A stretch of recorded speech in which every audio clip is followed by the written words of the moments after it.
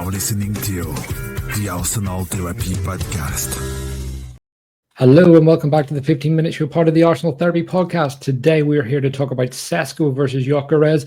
We hear constant news that Arsenal are still weighing it up between the two strikers, and I'm here with Elliot Smith, one of my favourite podcasters and media creators, to discuss the two and have a bit of a shootout between Arsenal's two targets. Elliot, how are you doing? Yeah, doing great, Adam. Thanks for having me on. This is a conversation that I have a feeling will be repeated over and over and over again for at least a few weeks, if not a few months. Absolutely. One of the things I want to start with saying, I think both of these players add something to our team. One of the things that really shocks me is how strong people's opinions are on one or the other. It feels like there's like a Camp Gyokeres or a Camp Sesko. And actually, I think the lines are a lot more blurred than people think. So I have pulled some data to talk about the two. We will run through a few things. So first up, Europe's top scorers this season. Usually it is the top 5 leagues that's pulled. For this, they have gone with top 10. This is from Opta. Gyokeres does top the goal scoring charts, but we know that he is playing in a much weaker league than someone like Sesko, Salah, Lewandowski, any of these other players. So that's something, it becomes very difficult to just look at his goal numbers in isolation. And then if you look at him in comparison to Sesko, Gyokeres finished the season with 54 goals, which is unbelievable, absolutely insane, even by Portuguese standards. There were a lot of penalties in there. Sesko, by contrast, finished with 21, which I think is a really good number for a 21-year-old playing in a much, much more difficult league. But just off the kind of straight off the bat, what are your thoughts on the two of them? And who would you like to see if you had to make a choice right now, right this second? Who would you be picking? I'd pick Sesko, but I wouldn't have a huge confidence interval. I think the thing that's hard about either of these players is that the error bars around them are wide, in that the opportunity for them to be the home run striker we need is there, but the opportunity for them not to be able to perform at the Premier League level is there as well. And so I think that these are riskier signings than maybe some of the things we've done in the past because of the outlay and because of the importance of the positional need, right? You could say that Rice was a huge risk because of the money we spent, but I think the quality was self-evident. Whereas we've made some other, I would say, safer types of buys, like a Leo Trossard, where based on the price and the age and the relative need we had, he just had to be a solid contributor, and he's proven to be that. I think I lean Sesko for a few reasons. One of them is simply just the league strength comparison in his age, the ability for him to continue to progress into a better and better player over the next few seasons, coming out of a league that I think is more analogous to the Premier League than the Portuguese league. I think also just in terms of his physical profile, he's so good in the air, something that Gyokeres is not as strong at. So that gives us the ability to be more effective when we cross the ball. And obviously we get the ball wide very early. We do like to put crosses in. I think it's going to make opposition teams that sit deep have to think a little differently about just forcing us out wide and packing the box with center backs. But ultimately, the thing that I want to make sure I emphasize is that these both look like good players where I don't have a strong degree of confidence in my choice. If you said you thought Gyokeres is the better option and would be better at Arsenal, I don't have the ability to come back and contest that strongly. I think he has definitely beaten up on a weaker league. He has definitely benefited from a lot of penalties. I think it's important to note that outside the top 5 or 6 in Portugal, the rest of that league is below championship level. And if we were about to buy a dominant championship striker for, let's say, £60 million and £250,000 a week, I don't know that people would be as excited about that as they are from him coming from sort of a more exotic league in Portugal. So this is a close one for me. I don't think either is a sure thing, but just based on league strength, age, and physical profile, I think I lean Sesko. Yeah, that's a very interesting one. I agree pretty much with everything you've said. One of the things that I've learned from listening to you over the last 4 or 5 years is kind of touches in the box. Shot volume per game is something that I had never paid a huge amount of attention to until I started listening to you. I would think a lot about conversion rate and just calmness and more of the eye test, but actually there is a very strong correlation between goal scorers and shot volume. And what's interesting is if you look at shots per game, Gyokeres does go for 3.9 per game, whereas Sesko's 2.31, which isn't a million miles ahead of what Kai Havertz is at. So does that concern you at all? And it is also important to look at usage, because you can see a bit of the heat maps in the bottom, which we are going to get into, but Sesko does play all over the pitch, whereas Gyokeres is very heavily heat mapped towards the penalty area. Yeah, so a few things there. There's a couple important details there. So the first thing I would say is that there are two clear issues I have with Sesko where they could show up in such a way that he would not succeed at Arsenal. One is the shot volume. There were questions about shot volume with Rasmus Højlund, you remember, when he was at Atalanta before United signed him, just saying he doesn't look like an elite shot getter at that stage of his career. Would that become a problem at Premier League level? And sure enough, it's massively shown up at Premier League level with him being closer to 1 shot per 90, which you simply can't be an elite striker without taking shots. Whatever you think of data, shots are how you get goals. If you don't take shots, you won't get goals, right? Whether you like XG or don't like XG, if you don't buy a ticket, you won't win the lottery. And so shot volume would be a concern for me for sure. Whereas with Gyökeres, the only thing you have to ask is, will that shot volume translate, or is he feasting off weak defenses? And that's the question with him. We won't know until he moves.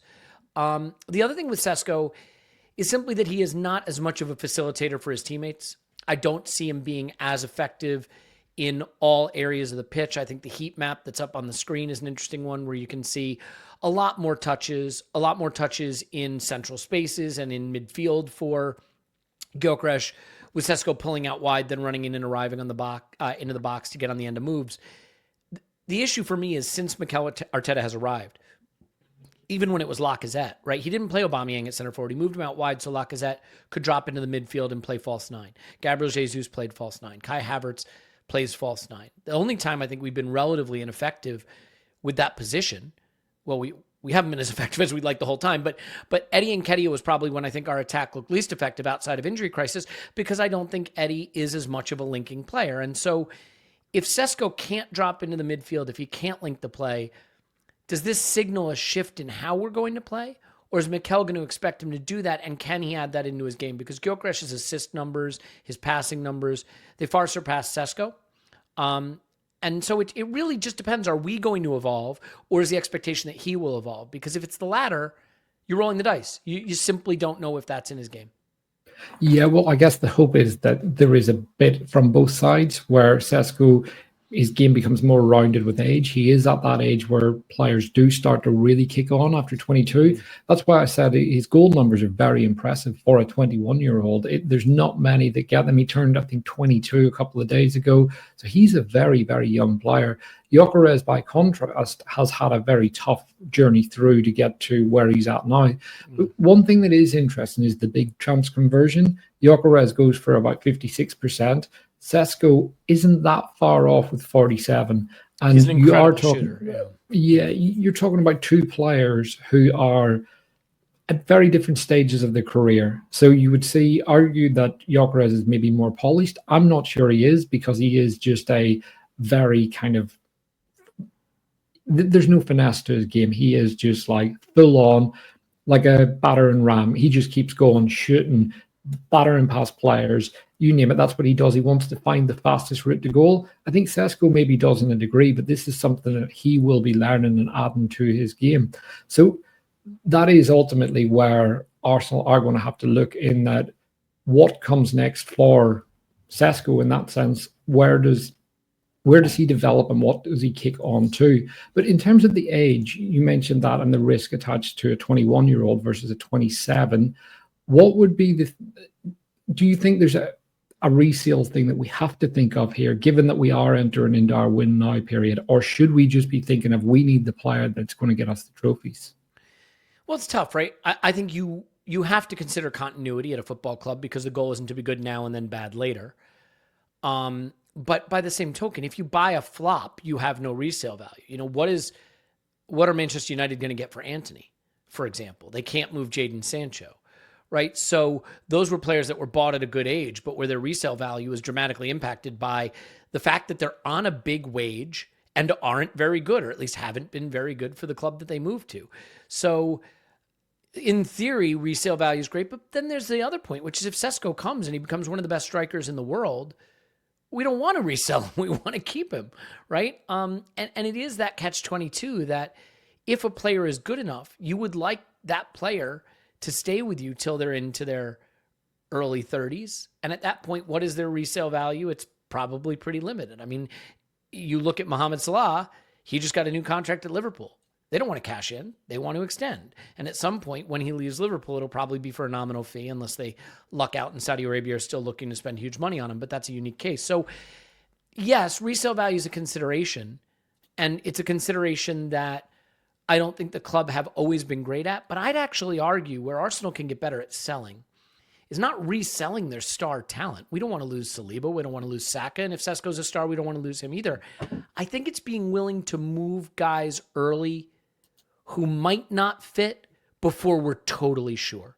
I think we've been a little slow to sell when we weren't totally sure. And so there are players in the squad right now that you could move. Maybe it's a Martinelli. And you say, oh, it would hurt to sell Martinelli. But that's when you have to be willing to sell if they're not the guy, right? Because Martinelli right now could be a 60 million pound asset.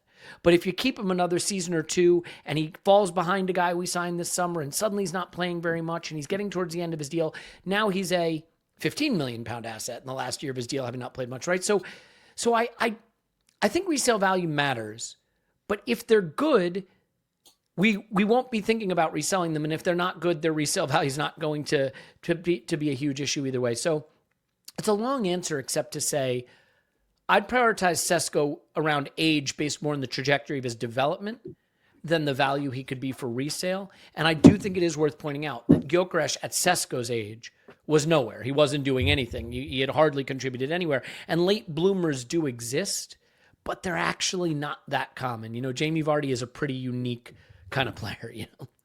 Yeah, absolutely. And if you look at the comparison between some of their numbers and where their FB charts, for example, Sesko doesn't sit on the same chart as the Gyokeres in terms of how rounded he is there, but at the same time, it keeps coming back to that league. We see that league and how bad the defending is. There's players all over the place. Gyokeres is able to receive between the lines, and you're talking about 30 meters between the lines, and he can turn, run, and just charge at the defense. Link up with someone who is also charging in as three other defenders have panicked and fallen over whenever they see him. But there are interesting parts of his game. So his finishing is something that you can't overlook, how hard he strikes the ball. It's very difficult to get past that. However, there's some other things that I think really do stand out, such as his progressive carries. This is something that has always impressed me about him in the way he can pick up the ball and seemingly just find that fast route towards goal. Do you think that is something that would translate to the Premier League, given that we play a much more structured system and defenders are just better? No, I don't really think so, to be honest. I think we get the ball out wide. We don't play inside the block as much as I'd like. Maybe this would help.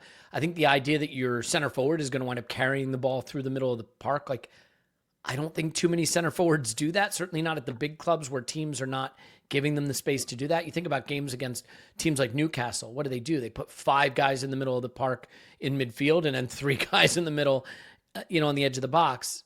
No one's turning and running through that midfield. You need to play the ball inside the block, play those little darting progressive passes, line breaking passes, things like that. Maybe that's Zubamendi's going to help us more than a Sesko or Gyokeres.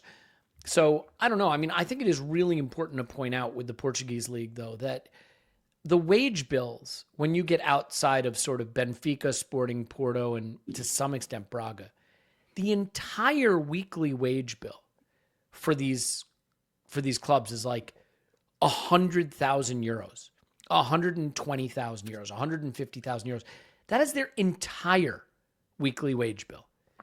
I mean, you have to think about what that translates to. That's probably below championship level.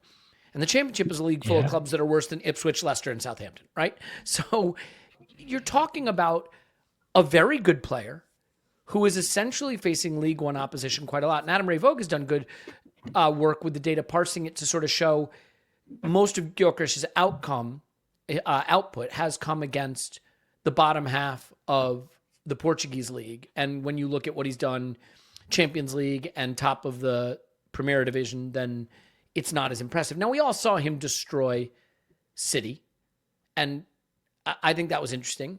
But for me, I do think the league strength issue is just one that would be a reason not to buy him. And I want to reiterate this, though. If people think he's the guy, he might be the guy. I really don't have a strong lean between these two players. I think there are exciting things about both of them. I think there are question marks about both of them. If you really want to see a funny data overlay, you could put Benjamin Sesko's radar next to Hugo Ekitike, because Hugo Ekitike plays in Sesko's league. He's only 1 year older, and he's dominating that league from an underlying metric standpoint. And if he hadn't had a cold finishing season, which he did, and we need to be cognizant of that, you'd be looking at a guy with, pick a number, 23, 24 goals in the Bundesliga at 22 years old, and another handful of assists, which he's quite good at as well. But then people are going to say, well, he's on the better team, and RB Leipzig were poor this season. So there's so many variables, Adam. And this is why I think you have to at least admit that this is hard to get right, and that clubs miss on big transfers all the time because there's so many variables that you're trying to parse. And I think it's also why we probably see some of the best clubs in England do really well buying inside of the Premier League, because you're at least reducing some of the variables. Absolutely. And I think you just talked about use cases within clubs as well. Hugo Ekitike is a player that I really like. We've got a show coming out on him with Ben Mattinson. He's someone, I think he underperformed his XG by around 6 goals this season. I think he got 15 of an XG of 21. Very, very impressive season nonetheless. But in terms of use case, Gyokeres, I mentioned the heat maps and how congested his is around the penalty area. And you can see he's someone that he wants to play in the final third. He's not a player that's coming back to really get involved in the build-up. I see him as someone, when he comes back, he comes back to go forward. He's waiting for that ball to spin in behind. I don't know how often that would work in the Prem, but then again, he is someone that I have a bit of confidence that he could adjust his game and adapt to that, because he's done it repeatedly. But then again, as you've just mentioned with the wage bills, we are talking about a championship level league. By contrast, Sesko's touches in the last 2 seasons, this is where Sesko's development has stalled a bit. It's very similar 2 years in a row. His heat map is all over the park. But again, Leipzig play a very intense basketball style game of football. And if you look at Sesko's running numbers, he is one of the highest and most repeated intense sprinters within the Bundesliga. The numbers were insane. And that's something that really stands out. And if you look at his athleticism, this is what Mikel's going to be looking at. And that's something that off the ball game, I think, is extremely important. Do you think that the 9 position this season, whilst we all focus on finishing, but perhaps we should be looking at how static our attack's been at times and what that 9 can do for Odegaard, Saka, even Martinelli and others, by just literally moving a bit? Because Mourinho, as great as he was, he's a ball defeat player who is not quick. Yeah, and I want to just clarify something, right? Because I see and I know that Sesko touches the ball in more areas of the pitch. This is where you have to factor in where the ball tends to be for these teams. To your point, Leipzig want to play basketball. Sporting are a super club in their league, and they're going to have 65% of the ball, and most of it's going to be in the final third, which, by the way, is a little more analogous to what Arsenal do, to be fair. But in terms of their ability to play, quote unquote, in midfield, I actually think right now Gyokeres has more of a well-rounded game. Playing passes at a higher completion percentage, playing more progressive passes, being able to pick out teammates to create chances. I think he's just a little more comfortable on the ball. Sesko likes to stride out. He definitely likes to, stretch his legs and get running. But I do think that his touch is a little clunky. I do think that he misplaces passes. I do think he gets the ball in behind wrong. I don't think he's particularly good at bringing his teammates into play. And if people have seen comps of him, I get it, right? You can make a comp where those passes come off and it looks brilliant. But I think a lot of those passes don't come off, and a lot of that space isn't going to exist at Arsenal. So I I think Sesko's impact will be between the posts inside of the box. That's where I think his impact would be for Arsenal. I don't think a lot of the things you see him doing at RB are going to translate. In terms of his athleticism, his physicality, I mean, Adam, for sure, he has the raw physical attributes to dominate. I hate to bring up Højlund, but I'll bring him up again, though, only because when you watch Højlund, I remember the first time Højlund played against Arsenal. He looked like he could run and he could body someone, shoulder someone off. He had the big, broad shoulders, powerful running, right? Physicality of a proper English number 9. The problem is he just couldn't get shots off.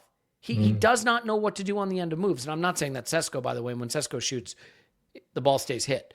But I think you can get caught up worrying about the physical tools. I'd actually put Nico Williams into the same kind of category. The physical tools jump out at you. You know, he's an electrifying athlete. He's a high volume dribbler, but he loses the ball a lot and he doesn't actually score a lot of goals. Can he provide for his teammates? These players that have the physical tools, this is a real battle, and you better trust your eye test because you are presuming that those physical traits will translate into output in the toughest league in the world. And in Højlund's case, for example, or Xerxes' case, that hasn't happened. Would it happen with Sesko or Nico Williams? Well, if we go for them, I sure hope so. Yeah, well, what I actually really respect Sesko for is spending that extra year to develop. So it was frustrating last summer, but at the time I completely understood his decision, and it made me respect him more because he would have got a big wage bump coming to Arsenal rather than staying at Leipzig. He chose to stay. What's interesting as well is he has only played 84% of his minutes this season as a striker. He does work with Lewis Panda, who they operate as a 2 at times with Harvey Simmons behind them, but he's spent time on both flanks this season. So that's something that no doubt will have been looked at. But hopefully we move him into another position and very much have him as our 9. Interestingly, on his touch, I agree with you on this. However, I would like to say as well, Sesko can do things with his touch that I don't think we've seen since probably maybe Adebayor, where he can get his leg 8 feet into the air, pull the ball down, and then hit it in one motion. Even the volleys he scored, there's things that he does that, whilst clunky and unrefined, I also think he's got qualities that maybe come from the rawness and a bit of brashness that he's got within his game. I just don't see that within our team. I also don't see Gyokeres having some of those, but I think he's got a better touch. I think he's just a bit more ultimately refined in that sense. But I mentioned Gyokeres is his carrying. He carries a lot to create chances. He's someone that can get the ball away in an unconventional style as well. We see him hitting the ball with the outside of his foot, with his left foot and right foot. It doesn't matter what it is. As I said, fastest route to goal, he will find it. But that is something that I'm not sure will translate to the Prem, just because I don't think Arsenal are going to have him running the channels in the same way that Sporting have.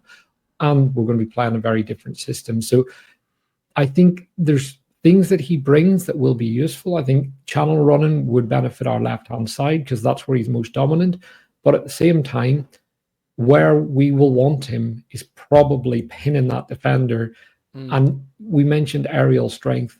I don't think he's the strongest in the air, but I also don't think Sesko is the strongest with his back to goal. He's someone that there's comps out there of his build-up play. He wants to get the ball and step forward, dribble, and then turn and run. And that's something that may be very useful to us. But again, I imagine a couple of days with Gabriel smashing you whenever that ball comes downfield, you quickly learn how to play with your back to goal. So the chance creation side, again, if you look at Gyokeres versus Sesko, you've mentioned Gyokeres is much more creative than Sesko. Is that something that we need in our 9 right now? Or are we literally looking for a player that should be getting the ball in the back of the net? I feel bad because I said I'd go with Sesko, and now I'm sort of undermining that claim by saying all the things he doesn't do and why I don't think he's a fit. My ultimate opinion is I don't know that I trust Gyokeres' quality would translate to the Premier League, and so I'd probably stay away. I get excited by the things Sesko is good at. Sesko's just not good at a lot of the things that we have asked our center forwards to do under Mikel. And this is where I worry. You know, everybody looks at PSG. Well, what did PSG do? They have Dembele, who's a converted winger who pulls out of the center, so that they can get the ball wide early, create overloads, confuse defenders, and use movement, right? And quick passing. They don't have chance creators in midfield. Vitinha, João Neves, Fabian Ruiz, none of them are elite chance creators. They use their forwards and their dribbling and their movement to create their chances and their press, similar to Arsenal. I don't know that I want a striker who can't facilitate for Bukayo Saka, who can't facilitate to Martinelli or whoever winds up being our left wing for next season. I don't know that it makes sense for us to have a striker who is in the Haaland mold of our build-up play is all designed around getting him one chance to get on the end of the ball in a box. Now, that may be what we want to do because, by the way, when City switched to that and they got Haaland, they won everything. But having said that, and with all due respect to Sesko, as of this moment, he is not Erling Haaland. What Erling Haaland did was basically break the Bundesliga. Okay? So, to your point, Adam, do we want our center forward facilitating for others? Yeah, I think when Bukayo Saka is your best player, you want your center forward to be able to facilitate. And maybe there are a lot of people rolling their eyes saying, we've seen enough of that. I just want a killer in the box. Totally, totally fair. But, I think the team that just proved they're the best in Europe doesn't have that. They feature wide players, a lot of movement, and it works really well for them. So I'm very curious to see if what Mikel wants to do is buy a striker that forces him to think differently about how we attack. Yeah, and that's very interesting. Another pro of Gyokeres is how often he wins the ball in the final third. Mm-hmm. And I've mentioned those carries turning things into chances and shots, and high turnovers into shots has been a problem for us. That is something that, again, listening to you on the show over the years, I've started paying a lot of attention to, and the number of chances we waste in this area is insane. However, I would say Sesko is also a very, very good presser and very good out of possession. So there are areas there where I think he could be very useful. And Sesko and Haaland is something that's been discussed a lot. If you look at their numbers when they were in the Bundesliga, where they rank on the kind of their charts, it's similar. However, Haaland was a stone cold killer. He's always been that from he was very young. I don't think Sesko at the minute is that player that thinks I need a goal here. And that's the difference to Haaland. And I also think that might come with age, but also there's accepting that not every striker is like that. Haaland is a very, very unique striker. He came to the league, broke the long-standing goal-scoring record in his first season at, 21, 22 years old. I think there's a danger in comparing players to Erling Haaland because I don't think either of them are even close to him. And I think this is where it falls down. And people say, get a 9, it fixes all your problems. I'm not sure it does. And I think this is where expectations need to be managed this season. But you were at the game at Sporting. And talk to me just about the eye test with Gyokeres and what you saw there. Yeah, I would say this. Being at that game was a lot of fun because we won it 5-1. And we were keeping a close eye on Gyokeres. And like so many talented players, Saliba and Gabriel handled him pretty well. But of all the players on that pitch for Sporting, he did stand out. He did catch my eye in terms of occupying them, challenging them at times. Late in the game, there were a couple opportunities where he peeled off to the left a little, and I think he targeted Kivior, and he did what I think smart forwards do, right? Which is to say, Clive calls it find the dope, and I'm not calling Kivior the dope, but can you find the player you have an advantage against and get yourself up against that player? So, okay, I'm not having success against Saliba. I'm going to find Kivior, and he turned him in the box, and he fired a shot off angle, off balance, so accurately, so effectively. I think it rattled off Raya and the post, if I remember correctly. And again, it wasn't like he was spectacular in that game, but I think he showed that up against that level of defender, Saliba and Gabriel, that he was a challenge, at least for them, if not, a goal scorer, a challenge, and then that he could find the weaker defender and up against a weaker defender. And by the way, Jakub Kivior has shown he can defend at the Bernabeu and defend Real Madrid at the Emirates, so it's not like he's a nobody. I think he really took him for a ride. So I was impressed by him in person. I think it's worth pointing out, too, losses of possession. Sesko loses possession more, despite the fact that Gyokeres has the ball a lot more.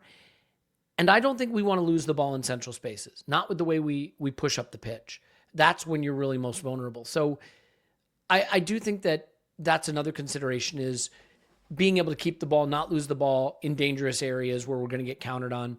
Look, Gyokeres has played against some top opposition, and even though the data would suggest he's struggled to reproduce his form against top opposition, no one scores 70 goals against the best clubs. They feast on the weaker teams, and they have good games and bad games against the better teams. I've seen enough of him that if that's the guy we wanted to roll the dice on, I would trust the instincts of the scouts at the club and the decision makers. I just have this weird feeling that maybe Sesko is a unique talent, and maybe, just maybe, he is ready to explode into one of the elite penalty box strikers, goal scorers, unique forward talents that's out there. And that's vibes. I'll admit it's vibes more than it is anything else, but we're going to be rolling the dice on someone, you know? Yeah, well, there isn't a lot of value in the striker market. That's something that if you look at the data over the years, the fees paid, the output and the return from strikers, it's why I always find it funny when people keep reference Kai Havertz. It's like Kai's fee in relation to what's been spent around him and the performances and what he's delivered is not a big fee. Yes, the wages, I understand that, but the fee as in isolation, that is the striker market. That's the attacker market. We just haven't dived in. But interestingly, these two players, what's great is we don't have to discuss much in terms of injuries. They are pretty much identical. Sesko's missed a career total of 13 games. Gyokeres a career total of 5, which is insane given that he's nearly 27. But they are two players that are very, very robust. And if you go back to the 2023 window, we went out and looked at players that were very robust. The players we've bought with injury histories have all let us down. So I think that's something that we just need to be aware of in who these players are, what you're getting. But ultimately, these are two players with very, very clean bills of health. And I would be happy with either. However, like you, I am leaning towards Gyokeres. Again, that's just purely eye test, but Just I also so we're think clear, some of the data. I'm leaning towards Sesko for no reason. Sorry. I'm also leaning towards Sesko. Okay, because I know I undermine that with a lot of my comments, but that's where I'm leaning. Yeah. I'm very much leaning towards Sesko. Okay, but I would like Gyokeres if Sesko doesn't materialize. It's one of those where, a bit like you, I am not fully convinced, or I watch a lot of football. I watch far too much. I talk to a lot of people about football that are much more informed than me. The issue I have with such strong opinions is I don't think either of these are 100% a hit or 100% a miss. And that's something that we need to be aware of.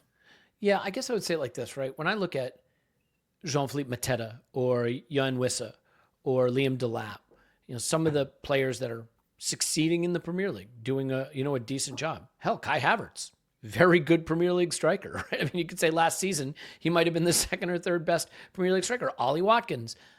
I see players that are good. I don't see Thierry Henry out there. Erling Haaland 100%. Is in that kind of tier, right? But it's a wide player world right now, and the strikers are good, but I don't think they're phenomenal. If you told me that Gyokeres came in and was in that tier of like Wissa, Mateta, right? He's not dominating, but he looks comfortable in the Premier League. Ollie Watkins, I think that'd be great. I think that would help Arsenal win more games and achieve what we want to achieve. I don't know that I see Gyokeres coming in and being a star, but I have a really hard time seeing him come in and flop based on some of the players I see succeeding at center forward in the Premier League right now. Sesko is the complete opposite for me. If you told me he goes on to be Haaland, if you told me he goes on to be Ibrahimovic, if you told me he goes on to be that caliber of player, I can see it. And sort of like Gollum with the ring in Lord of the Rings, I'm staring at that possibility of what he could be, and I want it. But if you told me he went down the Hoyland road and the lack of well-roundedness in his game and the lack of space for him to attack and the low shot volume compared to the elite players all showed up to be problems in the Premier League, that he couldn't combine and do the 1-2s and play against the low blocks, and so he failed, I can see that. So I would ask people listening, would you rather go for the player that you think is probably going to be pretty good at worst, but only pretty good at best? or would you rather go for Precious? Would you rather go for the guy who could be a star, but where the flop potential is bigger? Because if you told me Sesko flopped, I wouldn't say you're crazy. I think it's in the range of outcomes for sure. Yeah, and I think that's a really good kind of way to end the show. Huge thank you for joining. Everyone should know who you are. You can find Elliot on Twitter at Yankee Gunner. You can find him at the Arsenal Vision podcast, who they do right now a transfer daily show, along with incredible scouting videos, just some of the best in-depth content that is out there right now. In my opinion, the absolute best. You're the gold standard of our world right now. So please drop Elliot a follow. Please go and check out his podcast, and please hit the like button. Please hit subscribe, and we will join you again for a new show very soon. Thank you.